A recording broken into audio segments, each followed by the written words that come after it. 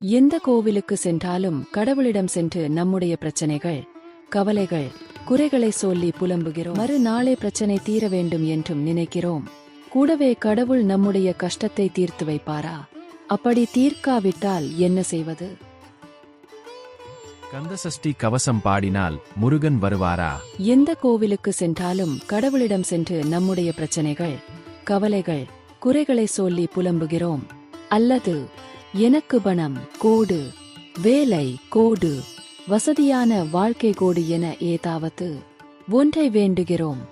ஆனால் கடவுளிடம் என்றாவது யாராவது நீ கொடுத்த இந்த வாழ்க்கைக்கு, உன்னை வணங்குவதற்கும் நினைப்பதற்கும் கொடுத்த இந்த வாய்ப்பிற்கு நன்றி, நீ கொடுத்த அனைத்திற்கும் நன்றி என்று சொல்கிறோமா என்றால் இல்லை என்றுதான் இருக்கும். கஷ்டங்கள் தீர வேண்டும் என்று கடவுளை வழிபடுகிறோம். அதுவும் முதல் நாள் கடவுளை வணங்கியதும் மறுநாளே பிரச்சனை தீர வேண்டும் என்றும் நினைக்கிறோம். கூடவே கடவுள் நம்முடைய கஷ்டத்தை தீர்த்து வைப்பாரா? அப்படி தீர்க்காவிட்டால் என்ன செய்வது என்பது போன்ற சந்தேக கேள்விகளும் கூடவே வந்துவிடுகிறது. அசைக்க முடியாத நம்பிக்கையும், உறுதியான பற்றும், பூரண சரணாகதியும், பொறுமையும் தான் பக்தியின் அடிப்படை என்பதை பெரும்பாலானவர்கள் புரிந்து கொள்வதில்லை. கந்தசஷ்டி கவசம். கந்தசஷ்டி கவசம் உலகில் உள்ள பெரும்பாலானவர்களின் இஷ்ட தெய்வமாக இருப்பவர் முருகப்பெருமான். அவரை வழிபடுவதற்கு, அவரின் அருளை பெறுவதற்கு ஏற்ற மந்திரமாகவும் மிகவும் புகழ்பெற்ற மந்திரமாகவும் இருப்பது கந்தசஷ்டி கவசம்.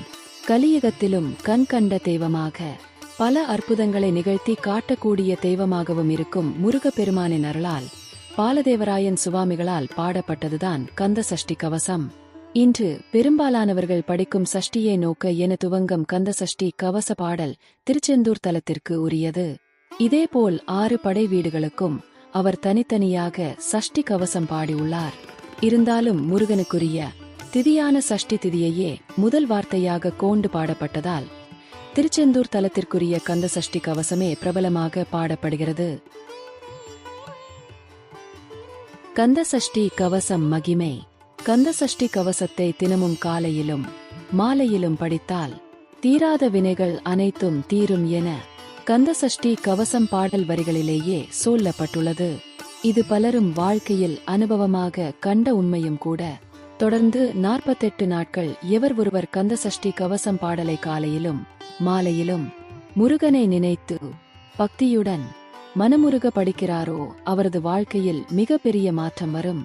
முருகனே ஏதாவது ஒரு வடிவில் வந்து அவருக்கு காட்சி தருவார் என்பது பலரது வாழ்க்கையிலும் நடந்த உண்மை. இருந்தாலும் கந்தசஷ்டி கவசம் பாடினார்.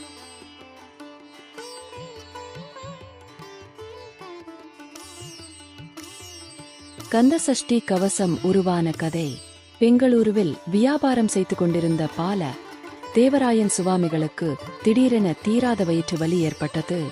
எவ்வளவோ சிகிச்சை செய்தும் வயிற்று வலி குணமாகவில்லை.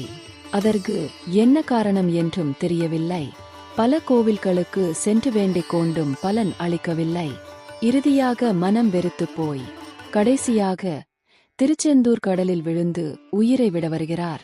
அப்போது அங்கு மகா கந்தசஷ்டி விழா நடந்து கொண்டிருக்கிறது. உயிரை விடுவதற்காக கடலில் குதித்த அவரை முருகன் தடுத்து நிறுத்தி வயிற்று வலியை குணப்படுத்தி தன் மீது பாடல் எழுத்தும்படி கூறினார். கந்தசஷ்டி கவசம் வரிகள் விளக்கம். பால தேவராயன் சுவாமிகள் கந்தசஷ்டி கவசத்தை எழுத துவங்கிய நாள் சஷ்டி. அந்த பாடலை அவர் அரங்கேற்றிய இடம் சென்னிமலை முருகன் கோவில். சஷ்டியை நோக்க சரவணபவனார் சிஸ்டருக்குதவும் செங்கதில் வேலோன் என பாட துவங்கினார். சஷ்டி திதியில் உன்னுடைய பார்வை என் மீது பட்டது, எளியவர்களுக்கு உதவி செய்யும் செந்தில் வேலவா என்பது இதற்கு பொருள். அதற்கு அடுத்த வரியில் பாதம் 2 பன்மணி சதங்கை கீதம் பாட கிங்கினியாட மைய நடனம் செய்யும் மயில் வாகனராய் கையில் வேலால் என்னை காக்க வென்று வந்து என பால தேவராயன் சுவாமிகள் பாடியுள்ளார்.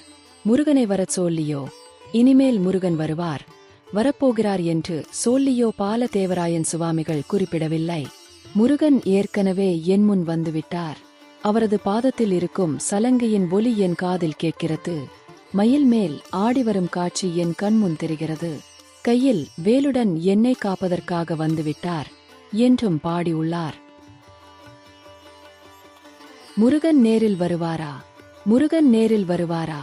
கந்தசஷ்டி கவசம் பாடினால் முருகன் வருவாரா என சந்தேக கேள்வி எழுப்புபவர்களுக்கு கந்தசஷ்டியின் இந்த வரிகளே பதில். முருகா என்று ஒருமுறை சொன்னால் அவர்களை காக்க அவர்கள் முன் முருகனின் இரு திருவடிகளும் தோன்றும் என திருப்புகழில் அருணகிரிநாதர் பாடியுள்ளார். அதுபோல் முருகா என்று மகாமந்திரத்தை சொன்ன உடனேயே முருகன் ஓடி வந்து விடுவார். அப்படி முருகன் நம்மை காக்க நம்முன் வந்து அவரது அருளை நமக்கு வழங்கினால்தான் கந்தசஷ்டி கவசத்தையே நம்மால் பாட முடியும் என கந்தசஷ்டி கவசத்தில் பதில் அளித்துள்ளார் பால தேவராயன் சுவாமிகள். அவனருளாலே அவன் தாழ் வணங்கி திருவாசகத்தில் குறிப்பிடுவது போல் இறைவனின் அருள் இருந்தால் மட்டுமே அவரை நம்மால் நினைக்க முடியும். நம்முடைய கர்மவினைகள் நமக்கு முன் வந்து நின்றால் இறைவனின் பார்வை கூட நம்மீது விழாது.